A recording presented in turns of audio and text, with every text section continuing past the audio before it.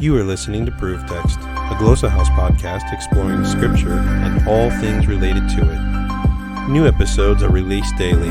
For more information, check out glossahouse.com and subscribe to our channels on Spotify and YouTube.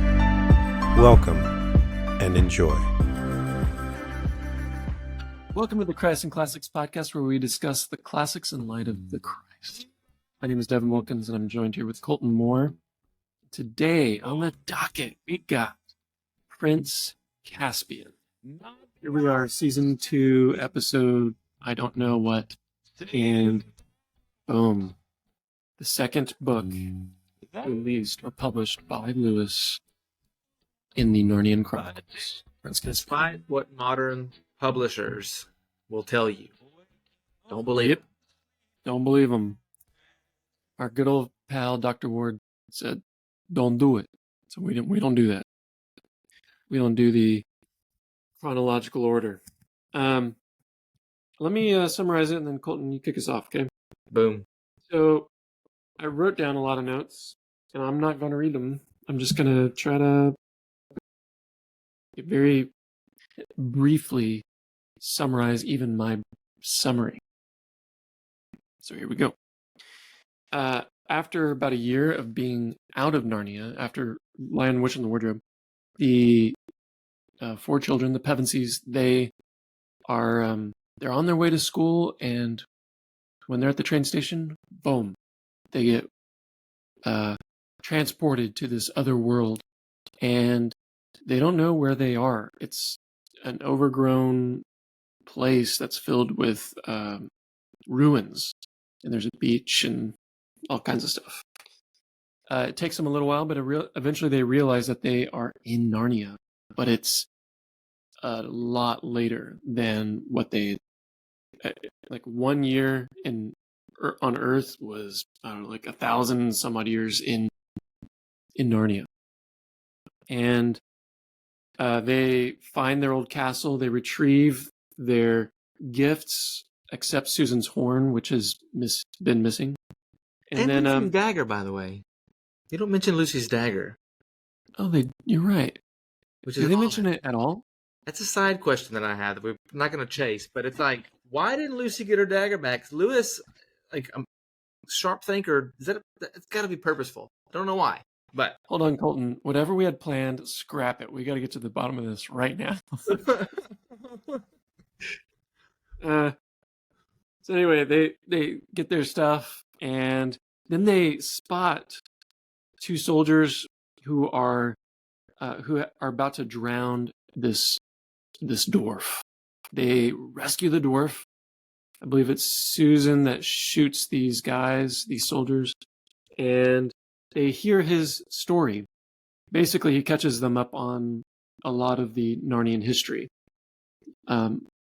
between when they left and their time there. And what he does is he goes into the story of Prince Caspian, whose uncle usurps the throne, and who, he kills, his uncle kills his dad, Caspian's dad, and it turns out that he's about to kill Caspian as well, because the uncle, Miraz, his wife is going to have a son, and that means he doesn't need his nephew anymore. His nephew's now a threat. And so Caspian runs away at the urging of his tutor, who's also half-dwarf. And Narnia at this point has made it seem like animals don't talk. There are no mythical creatures. There are no dwarfs. And that's as Miraz wants it. But Caspian he's kind of taken refuge amongst a ragtag group of genuine Narnian creatures. And most of them believe he is the heir apparent. And they eventually blow the horn, Susan's horn, which they have, and it summons the Pevensies.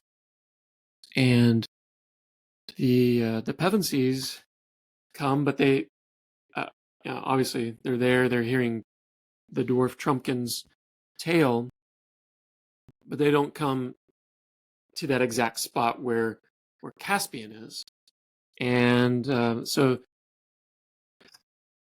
the Caspian and the Pevensies they're trying to meet at Aslan's How or the stone what table. we'll call it, yeah, the stone table, and Caspian's being pursued by his uncle and an army. Mhm. They are out to kill, and once the Pevensies meet them at the stone table, they kind of pick off some of the soldiers who are attacking them, and then Peter says, "I'm going to challenge Miraz to man-to-man, one-on-one combat," Mhm. and what ensues is that they fight, and it doesn't look great at first. It looks like Peter's up a creek. But Peter ends up giving him quite a blow, and then there's some traitors that actually kill Miraz while he's on the ground, Yeah. and then it's all out battle until Bad. Aslan shows up with the ladies, Susan and Lucy behind Just like him. the Lion and the Witch. Yep. Just And like then- Gandalf.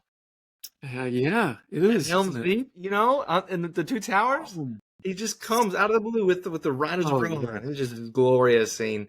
Anyway, right. keep going. This is Lewis, not Tolkien. Yeah. Well, also not only the ladies, but also the trees of the forest, And- that Isengard. Bacchus and Silenus. Yeah.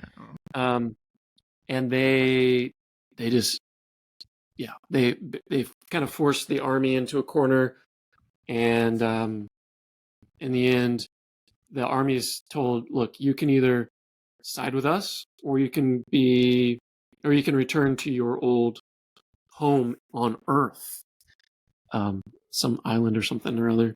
And some choose to go back to Earth through a portal that Aslan sets up, and others choose to stay and be loyal to Caspian. And then the Pevensies themselves also return, and it's there that we find out that Peter and Susan will not be able to return because they are getting too old for Narnia, which is interesting.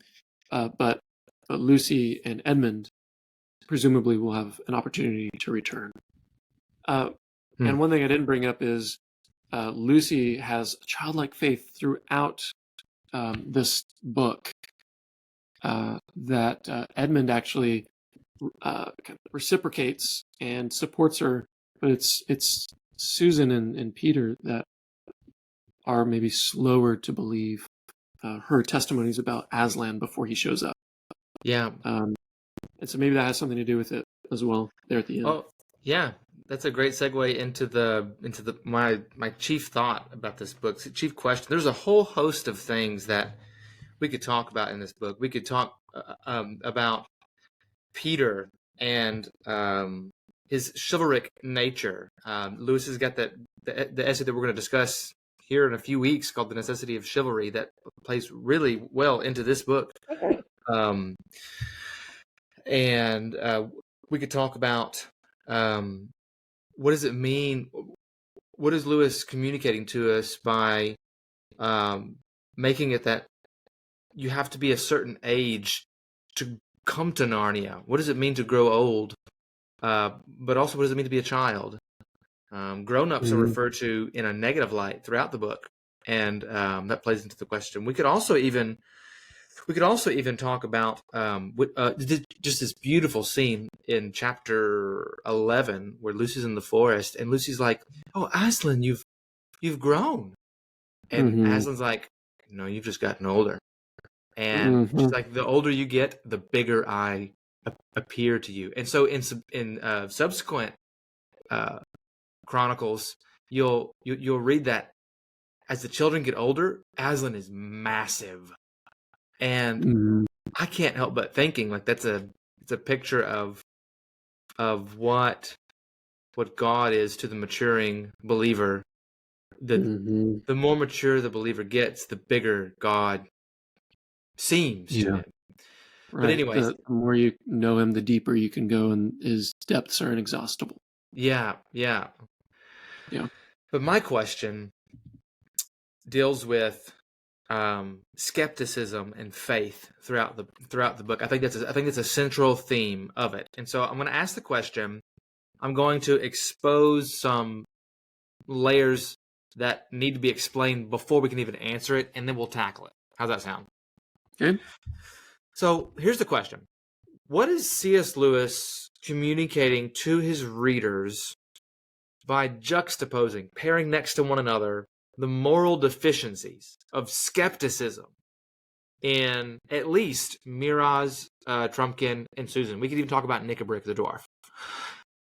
So all three of these characters throughout the novel clearly express some form of skepticism to either the old history fairy tales, the old wives' tales of Narnia. Because at this time, remember, as Devin said, like most of the animals are dumb, speechless, normal animals, because the Telmarines, Miraz and his crew, has killed them all off, most of them. Right. Or they're skeptical, Susan, about Aslan's coming. She rebukes Lucia a number of times for her faith in seeing Aslan or imagining Aslan. And even before Lewis goes out of his way, I think, to portray Susan in a pragmatic, grown-up, utilitarian modern. And so Lewis actually uses the descriptor grown-up for Susan often in the text. Yes. Let me explain where I'm getting some of this. So like starting with me, this all starts with Miraz. The whole book is predicated around this problem that Miraz originates. He's presenting conflict. Right. Yes. Yeah. And so from the very beginning, Miraz makes it clear to the boy Caspian that these old wives' tales are for boys and for babies, and he needs to grow up and he needs to be thinking about adventures in battle. I'll return to that in just a second. But in chapter 13, Miraz again he responds to his Lord Glazelle, who has just told him, "Hey, King Edmund and the crew is out back. You want me to take a look?" And he responds to Glazelle and says, "King Edmund, does your lordship believe those old wives' tales, those old wives' fables about Peter, Edmund, and the rest?" And Glazelle says, "Well, I believe my eyes." So there's a lack of faith there. We see a lack of faith in Trumpkin as well. In chapter 5, Trufflehunter, who recalls that Narnia isn't a country for men, quote, "but it's a country for a man to be king of. We badgers have enough memories to know that. Wasn't High Peter a man?" And then he says, and then Trumpkin the dwarf asks, "Do you believe those old stories?" So Trumpkin's a good guy. Believe those old stories? So you've got Miraz and the crew over here not believing the Narnian tales, and you've got good guys not believing the Narnian tales. And then Susan. Oh, this just breaks my heart, because we know at the very end, in the last battle, Susan doesn't get to participate in the new heavens of Narnia and the new earth of Narnia. Or at least not yet. Right. And so in chapter 9, Susan, this is where I think it starts with Susan. In chapter 9, Susan, they're the children are with Trumpkin, and they're trying to figure out how to get to Aslan's house. And Susan cannot remember the directions to the stone table. Like, Lewis goes out of his way, and Peter is like, or Edmund, one of the boys, is like, "Oh, a girl can't keep a map in her head." And it's like, why didn't Susan remember her way around to the stone table of all places? And also in that chapter, Lucy wonders how awful, this is a terrifying scene, Lucy wonders how awful it'll be if in their world, men began to change like the animals of Narnia on the inside, to be beastly, but on the outside they didn't look differently, so that you couldn't tell which from which. Now listen to this. This is what Susan responds. Quote, which chapter is this? Chapter 9. Yeah. She says, quote, "We've got enough to bother about here and now in Narnia," said the practical Susan, without imagining things like that. Lewis leaves the conversation at that, period, with no further comment. So Susan is a pragmatist who's disregarding Lucy's profound imagination. Yeah.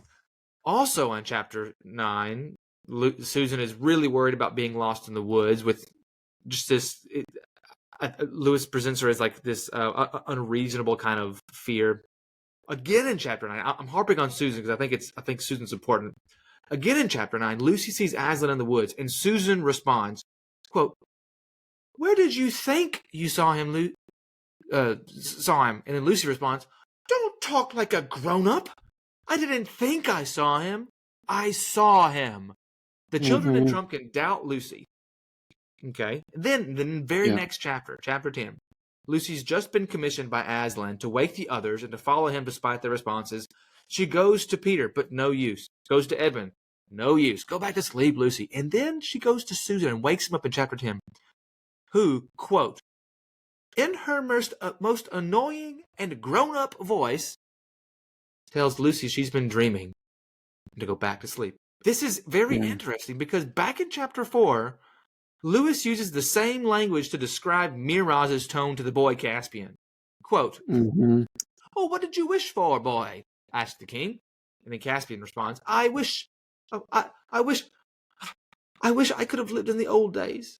Up until now, King Miraz had been talking this is Lewis commentating, up until now, King Miraz had been talking in the tiresome way that grown-ups have.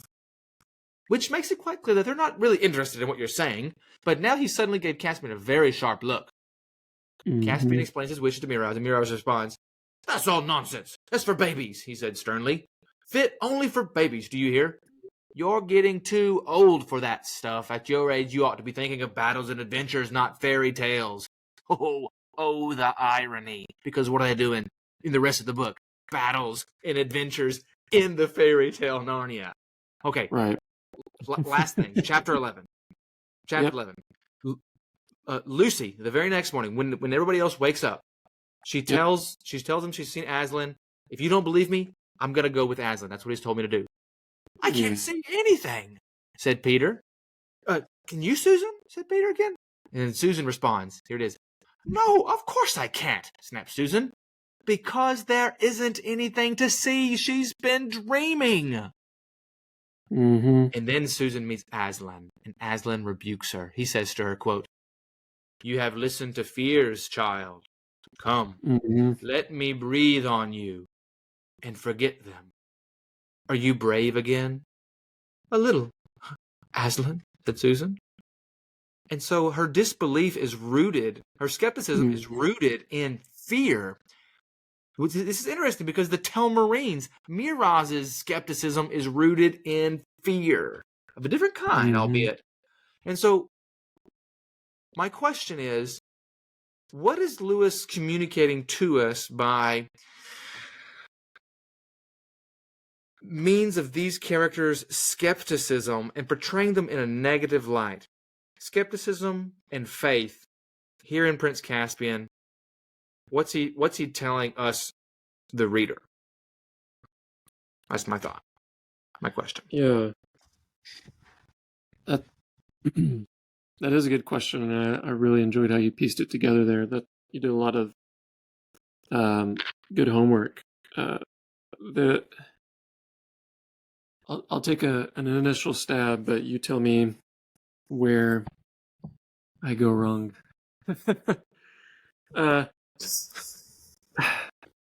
It does seem so. Harkening back to our conversation with Dr. Ward, there's childlikeness and childishness, and there's a certain maturity about Lucy that Susan doesn't have, though Susan is older. And so for all of her being described as grown up, she's quite selfish and childish, but not she lacks the maturity of childlikeness, if that makes sense. And faith doesn't go with childishness; it goes with childlikeness. And one reason I'm thinking this is especially selfish. I'm not exactly. I think it's in chapter 11 somewhere. You can probably find it for me, but later on, Susan finds Lucy and apologizes because she confesses that she believed deep down that Lucy was telling the truth about Aslan on both occasions, and yet she dismissed it because what was her rationale? She wasn't interested in being, made uncomfortable or something to that effect. Maybe it was more than that. You know what I'm talking about?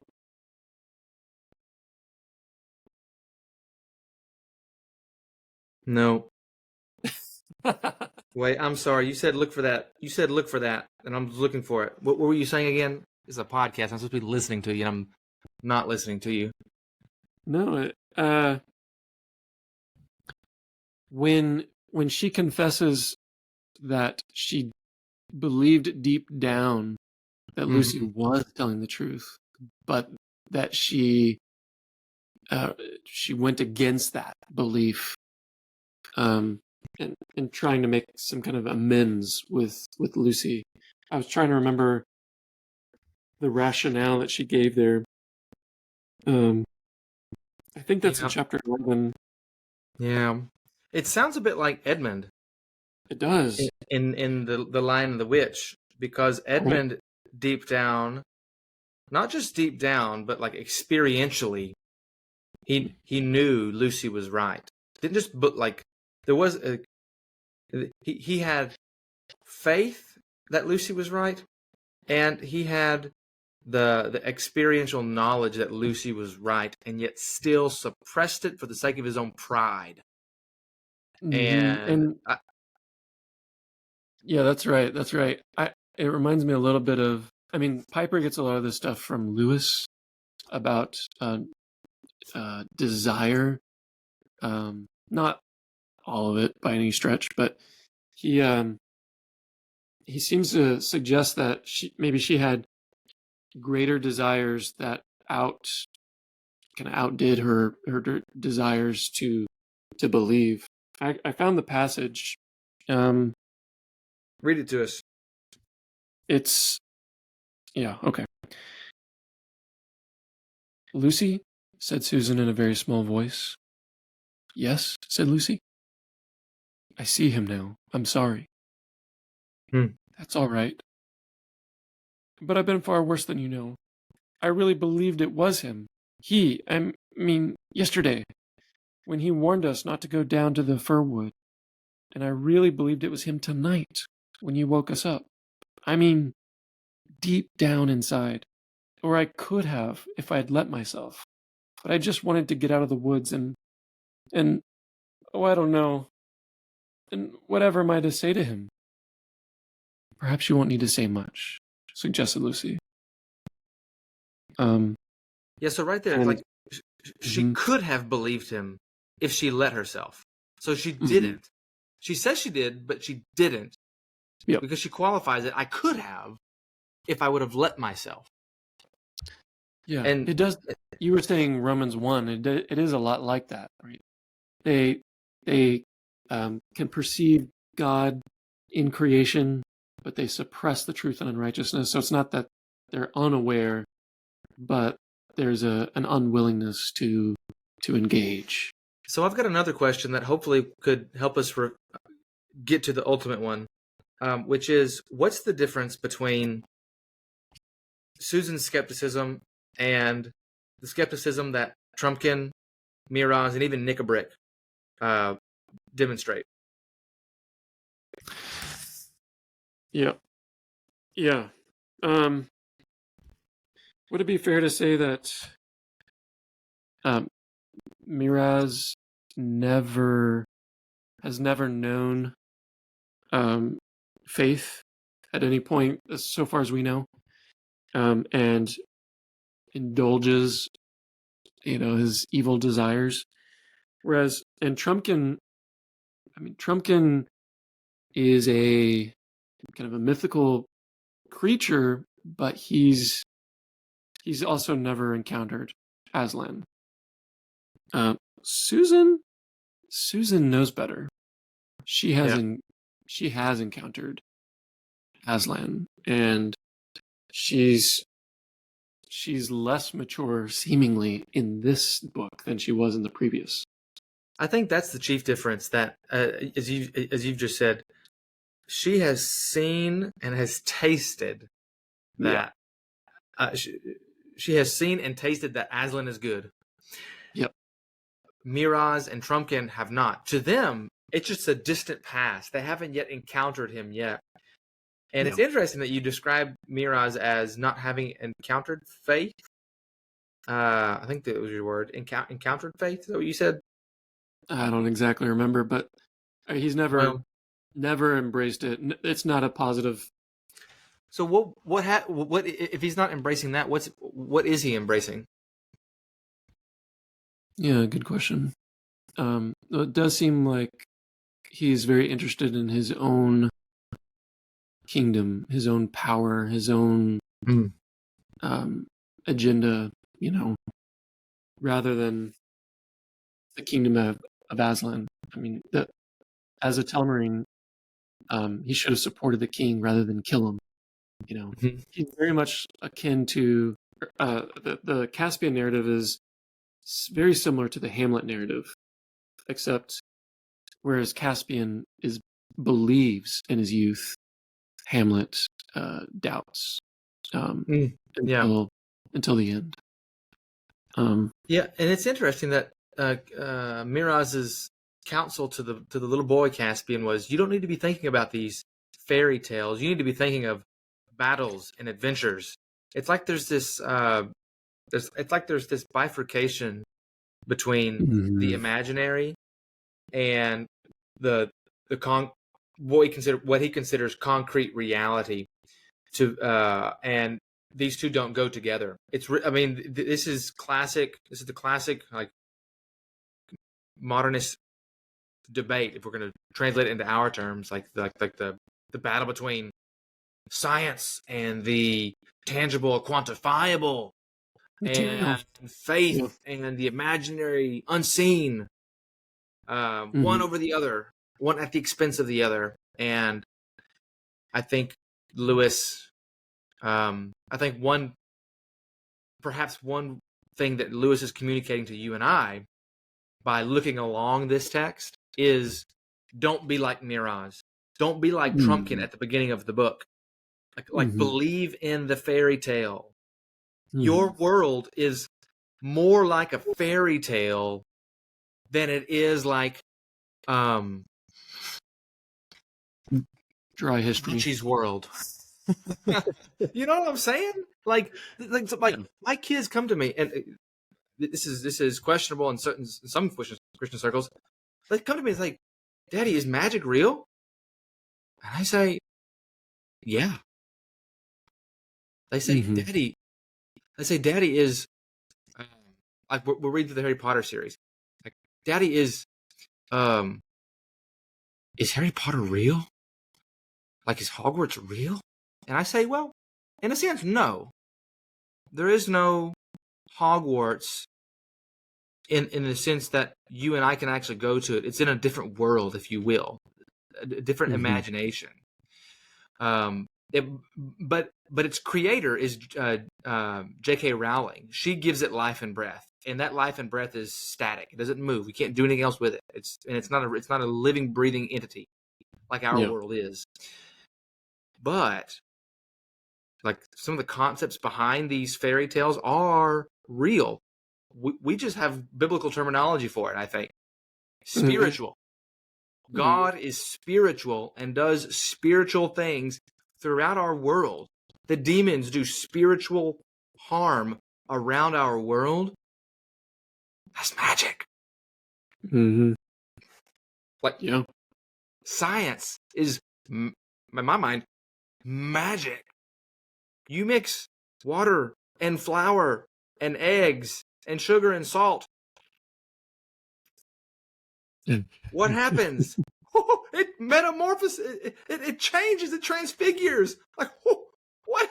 That's Yeah. crazy. It's magic. God is doing something like that, and our world is more like Narnia than we often give it credit. We are the Mirazes and Trumpkins, and sometimes even the nasty Knickerbricks in our own story. Mm-hmm. And I think Lewis is tapping into the heart of that, not just with this book, but with the entire Chronicles. Yeah. Yeah. One thing I really, really appreciate about Prince Caspian, and another reason why I really also love the Silver Chair, is because they remind me that there's more to this world that I live in than meets the eye. The world would love for me to believe that animals don't talk. There is no Aslan. There is no, High King Peter and his siblings. These are fables, and same with Silverchair. There's no Aslan. There's nothing else to this world, and I think that's something that we can sneakily begin to believe passively. When yeah, go ahead. No, I was just going to say, like, we don't really, like, we'll say there's more to this world, but what I've often experienced is that what we mean is, when we die, there's more to this world. The spiritual life begins really like after you die, and that's when you're in heaven with all the spiritual things that are really different from what we know on this earth. Mm-hmm. And I think that's wrong. I think Lewis also in the Screw Tape letters is all about how we, I think, as humans are duped in a foggy haze of misunderstanding or half understanding. We say we're Christians, but we have this hazy idea of really what that means, and that's where Screw Tape wants his patients to be, right? Mm-hmm. But it's like, no, what we do, and our world is profoundly spiritual, magical, if you will. We're coming up on the season of Lent, where it's common practice in most Christian traditions to fast from food and water and alcohol in various degrees. I don't include like fasting from social media, fasting from your phone. You can call me pretentious for that, but I just don't like. It's just like not in the Bible. That already. Right. But like biblical fasting is fasting from food, water, alcohol. Anyways, but it's a time where you withhold from these sustaining aspects of life, and it has a profound spiritual impact on you. Like, like for example, you go to McDonald's every day and you eat 2 to 3 cheeseburgers every day for a solid month, and then you come back and tell us how well your spiritual life is going. Probably not going to be going well, because you're a spirit soul creature where I think what you intake with your body, what you do with your body, really impacts your soul. And a book like Prince Caspian and especially Silver Chair taps deeply into that. The world isn't all that the scientists and our biology textbooks tell us it is. Right. Yeah. Kind of a convoluted way of explaining myself. Yeah, it's fascinating when I back up and think about all that Lewis has done, as you were mentioning. Faith and skepticism is a recurring central theme in the Ransom trilogy, Narnia, in Till We Have Faces, certainly in his nonfiction, even The Great Divorce. I mean, it's a big deal for him, faith and the lack thereof, and I love that he's trying to get at it from every vantage point he possibly can. A lot of the themes that Lewis hits on, you find them at every level of his literature. He's at it again and again and again. Whether it's cosmology or faith and reason, or just a lot of it's apologetics. And as we know, he kind of went from more strict debate to sneaking past the, I don't know, something dragons. I can't remember the exact quote, but stealing past the dragons by means of imaginative literature in order to get those same things across. And I think it's quite effective, as we're here in Narnia with trying to rescue Prince Caspian, and we're feeling a lot of this the weight of Lewis's arguments from his other books. It's powerful. Yeah, I keep thinking about So, two thoughts going back, like along these lines, like Miraz's counsel to Caspian the boy. The first counsel he gives to him in the book is that you don't need to be messing with those baby fairy tales. You need to be thinking about adventures and fairy stories, or battles and adventures. And it's a similar counsel that I hear often here in the South, in the States, in the Bible Belt, which is there's particularly with rural, hardworking country folk, they don't have much use for imaginative fairy tales because they find it irrelevant. It's not what the world's like. It's really like for babies, and we don't deal with that. We train our kids to do hard work. We don't give them swords and shields to fight off dragons. We give them hunting rifles and bow and arrows to shoot deer, because that's what we're going to be doing in the real life. We're not going to be slaying any dragons. Why do we need a sword? Yep. And the argument is ironic, because if that's what we want for our children, we find no better retellings of those kinds of virtuous qualities than in fairy tales. So what I think so far my favorite quote of the Chronicles, this could change, is from The Voyage. We'll get to it next week, and I'll harp on it again, but I'll bring it up today. And it's at the very end where the Eustace and Lucy are with Aslan, and Aslan's like, Edmund and Lucy and Eustace are with Aslan, and it's the very, very last page. "Are you there too, sir?" Said Edmund. Oh, wait, hold on. Aslan says, Lucy says, "It isn't Narnia, sobbed Lucy. It's you. We shan't meet you there. And how can we live never meeting you?" Because Aslan's just told them that they're not going back to Narnia. He's like, well, if we go back, we're never going to meet you again. And then Aslan says, "But you shall meet me, dear one," said Aslan.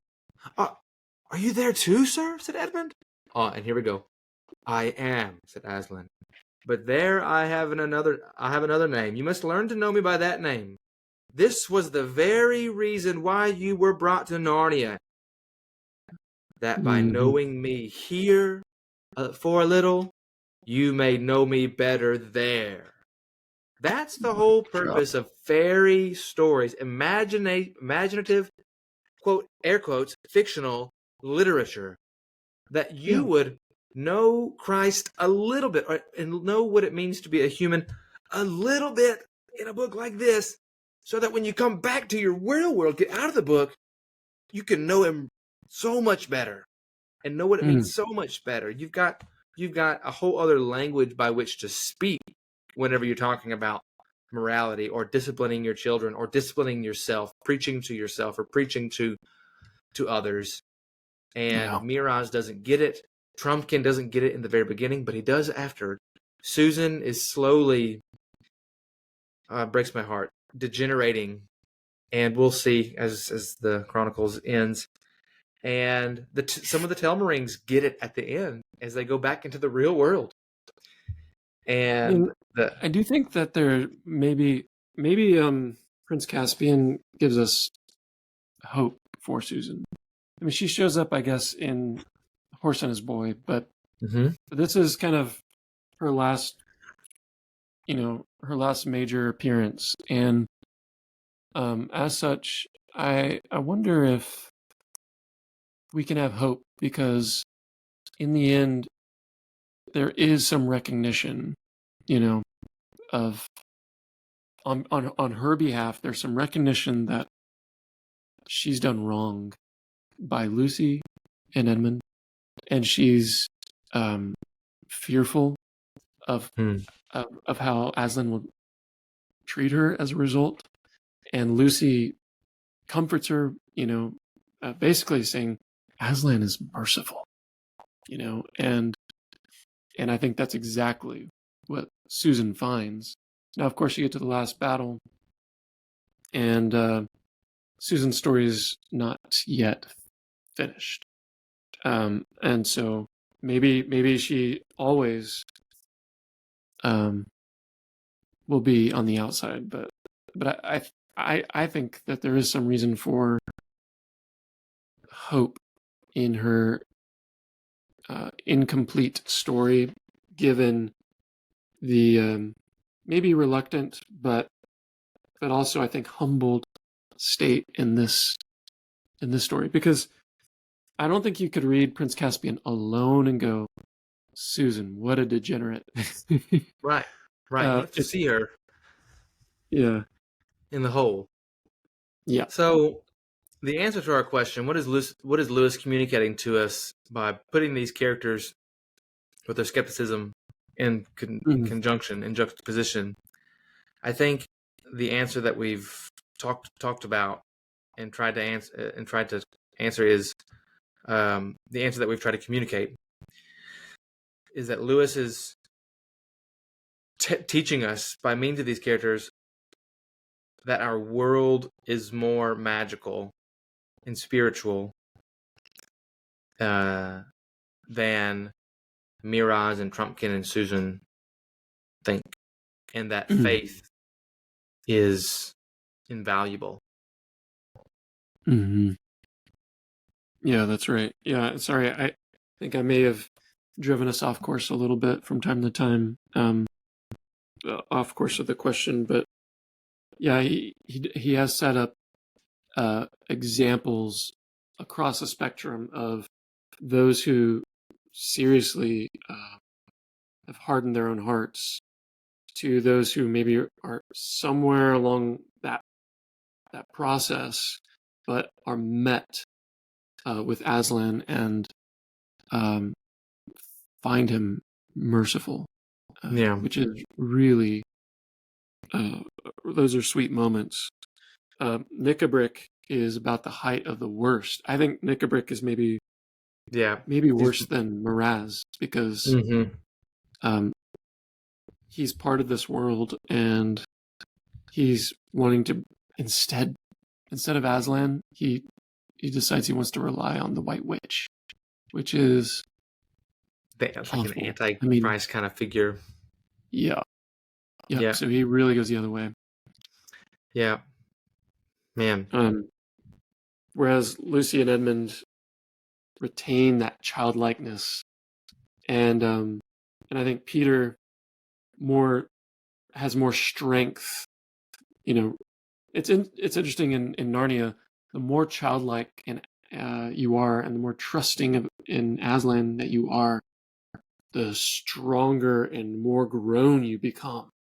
You can fight battles, and you can lead an army, and it's there's a different sort of practical adultishness that initially characterizes Susan, and certainly characterizes Miraz Right. Trumpkin and Nickabrick, they're all like very pragmatic. Trumpkin's like, look, if this Aslan guy's not going to show up, we got to do something, let's find that lady who at least has been, she was powerful enough to run things for like 100 years, and that sort of pragmatism is deadly in the end. Not just in the book, but in our world as well. Yeah. Man, well, we could go on. Prince Caspian, second book. Next week, we've got a voyage coming up where we continue with Lucy and Edmund, and they get to spend a little bit of time with their nasty cousin, Eustace. Well, all right, brother. Man, that was a good chat. Nice. Yeah. Really nice. Interested in growing your ancient language skills but not sure where to start? Glossa House can help. From illustrated readers and short stories to lexicons and grammars, Glossa House offers a variety of resources for beginning, intermediate, and experienced ancient language learners. Head to glossahouse.com today. Glossa House, language resources for the global community.